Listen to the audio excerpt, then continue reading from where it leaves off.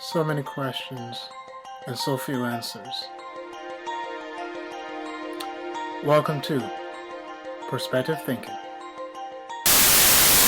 They felt that by working together, it would help avoid any more wars between the countries. The UK and the EU tied the knot. They vowed to stay together in sickness and in health. But this is one marriage which has not been all that harmonious. There have been blazing rows about whether Britain should pack its bags, hit the road and go it alone. Peace process in Colombia. In regards to Brexit, he stressed that it is the will expressed by the people and that it would demand a greater responsibility for us to ensure the greater good of the UK and well-being and coexistence with the rest of the European continent.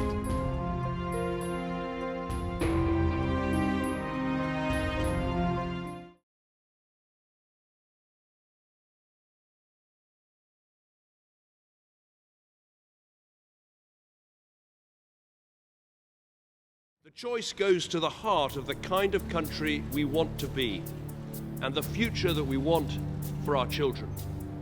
This is about how we trade with neighbouring countries to create jobs, prosperity and financial security for our families. The first purpose of the European Union, to secure peace, has been achieved. And we should pay tribute to all those in the European Union, alongside NATO, who made that happen. But today, the main purpose of the European Union is different. Not to win peace, but to secure prosperity. And it's about how we cooperate to keep our people safe and our country strong, delivering on that commitment. You will decide, and whatever your decision, I will do my best to deliver it.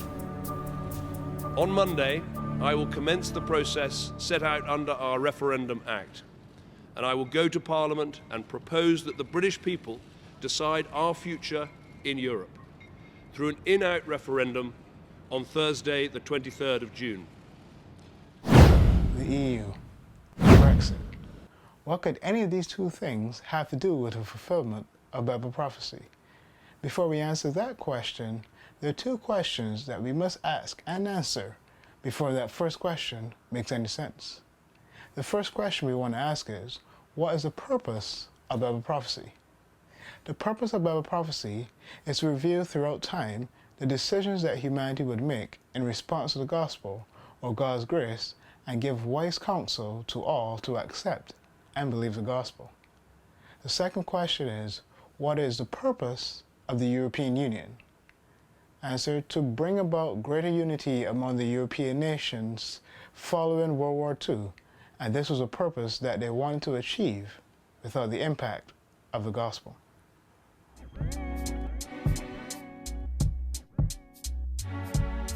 The European Union, as we now know it today, came about through a number of treaties or agreements between European countries.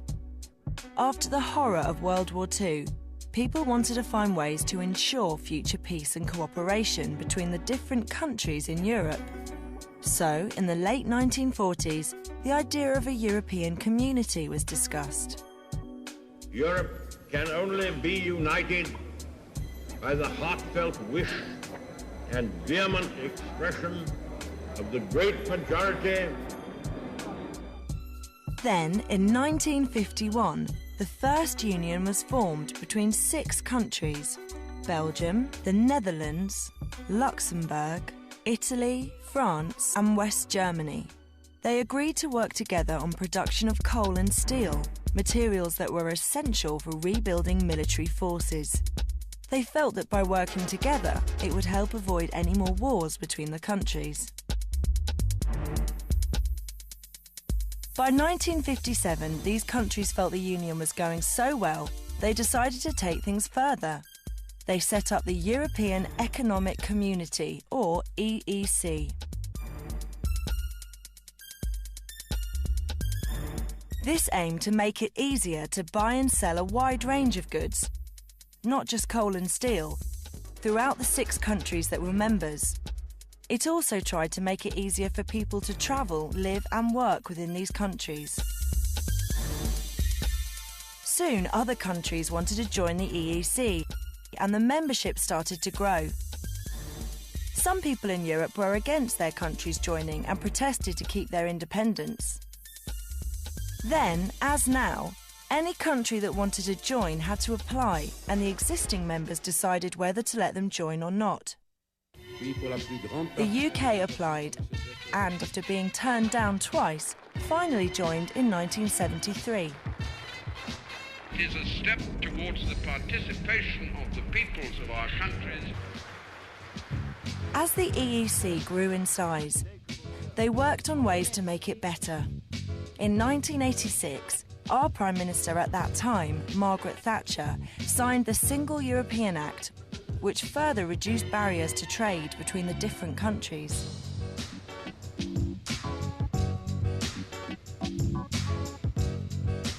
However, not everyone was in agreement with the UK's close relationship with the European community. For example, this headline appeared in the Sun newspaper in 1990. They chose to run this headline because some people in the UK felt that Jacques Delors, President of the European Commission, was meddling too much in UK affairs. In 1993, the Maastricht Treaty officially renamed the EEC as the European Union and introduced more cooperation between governments in areas like defence and justice. They also set out plans to bring the economies of the member countries closer together. In 2002, the euro was born. Currencies like French francs, Dutch guilders and Italian lira all became history, and the euro became the currency of 12 EU countries, with only the UK, Denmark and Sweden choosing to keep to their own currency. Countries continue to join the European Union, and in 2004 we saw the biggest ever single enlargement of the EU, when 10 countries joined. While membership continues to grow, there is still debate in many countries about the advantages and disadvantages of working together in this way. With nearly 30 countries now members and more wanting to join, the challenge of the future will be to make sure that as the European Union gets bigger, it still works for the good of the people who live and work in it. The European Union, which is a political, economic union which at an infrastructural level is made up of 28 different member states dedicated to preserving the socio-economic prosperity of the European nations or the European bloc. However, Scripture is very clear that whenever and wherever righteous principles in any facet of life is violated, prosperity ceases to be a reality for that individual or territory. The EU's lack of transparency and democracy has led to one of its biggest players, Great Britain, to leave the EU. In a British newspaper, The Express, an article was ran entitled "Brexit Happened Because the EU Was a Broken Dictatorship." It is there that the disgust of the Italian MEP Barbara Spinelli is cited. She made these important following points, where she says that we have arrived at a tipping point in the EU where the obsessive insistence on the institutional method is not only insufficient, it is a technical masking of a political substance that does not change, of a European project that does not want to become neither political nor democratic, but deliberately tends to be a program of oligarchic domination. She also cited that there was a need for a greater political involvement from citizens of the EU, including a US-style constitution for the 28-member bloc. She said only permanent scrutiny will stop bureaucrats from behaving as an oligarchy. Now, whether Spinelli recognizes it or not, she is positing in the last statement the view of Americanization or globalization. Essentially, she's communicating the fact that everyone should do democracy the way that America does. Once these nation states regain their sovereignty, they will seek not only to become like the US, but also to become one with America and the rest of the world to better it socially, financially, and politically. Spinelli's statements are pretty weighty since she is an MEP or member of the European Parliament.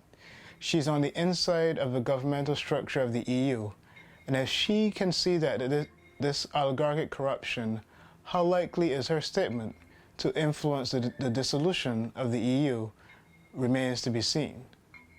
We see, according to the Guardian article seen here, that there are other European nations considering seriously of leaving the EU as well.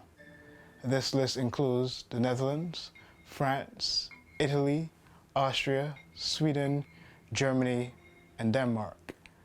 What is significant about those particular nation states is that they were some of the first countries that started from the very beginning in 1951. The decision of Britain to leave the EU and the inner turmoil of the remaining EU member states confirms the words of scripture found in Daniel 2:43, which stated that these European states would seek to mingle with one another, but would never be able to remain together. Essentially, Bible prophecy has already foretold the dissolution of the EU. Daniel 2:7 and 8, when studied correctly, reveals to us that Daniel 2:43 is speaking of the European nations' attempt to further unite.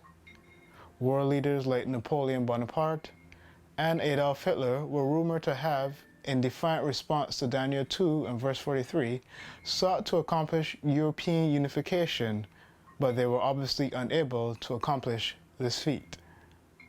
The history of Europe's many wars and differences in governmental function would never have supplied a strong foundation for a united Europe.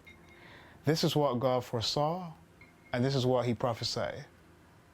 Daniel 2:44 tells us that in the days of these kingdoms or nations that are falling apart socially, economically, and politically, God's kingdom will find its place in the hearts of many in the world, and it will become receptive to the reality of God's amazing love and transforming grace.